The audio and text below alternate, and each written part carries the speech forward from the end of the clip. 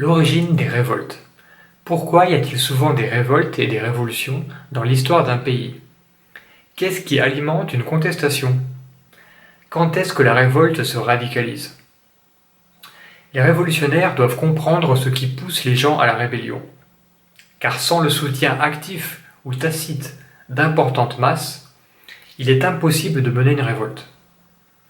Il est aussi dans l'intérêt des dirigeants de comprendre l'origine des révoltes, non pas pour les réprimer, ce qui ne ferait que radicaliser le camp adverse, mais pour les prévenir en fournissant au peuple ce dont il a besoin. Les facteurs déclencheurs des révoltes sont revendiqués par les groupes rebelles et connus des historiens. Toutefois, face à la multitude et à la complexité des causes invoquées, on ne parvient pas à discerner les causes profondes des révoltes. En réalité, la mise en mouvement d'un groupe de personnes contestant une situation est due à la combinaison de deux facteurs.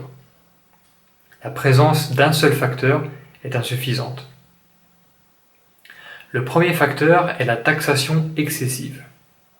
Ce qui est insupportable pour les citoyens, ce n'est pas d'être pauvre, c'est de se faire taxer plus que les autres tout en ayant un niveau de vie inférieur aux autres. Dans les cas les plus extrêmes, les citoyens financent même la destruction de leurs propres enfants. Le second facteur est la privation de liberté. Plus on vous contrôle, plus on vous surveille, plus on vous impose des choix et moins vous avez la liberté d'agir et donc de prendre votre destin en main. Or, chaque homme a besoin, pour sa survie, de pouvoir décider du métier qu'il fera, d'expérimenter la vie, de pouvoir rencontrer qui il veut, où il veut et quand il veut. Plutôt qu'être pauvre et esclave pour le restant de ses jours, l'homme, n'ayant alors plus rien à perdre, préférera risquer sa vie pour tenter de renverser le système qui l'a servi. La première étape de l'action consistera à présenter au système une liste de doléances. Le système, ne pouvant pas accepter cette liste, car cela l'affaiblirait et lui ferait perdre sa crédibilité, va au contraire se radicaliser et tenter d'étouffer la contestation. En taxant et en opprimant encore plus, ce qui accélérera la polarisation des deux camps.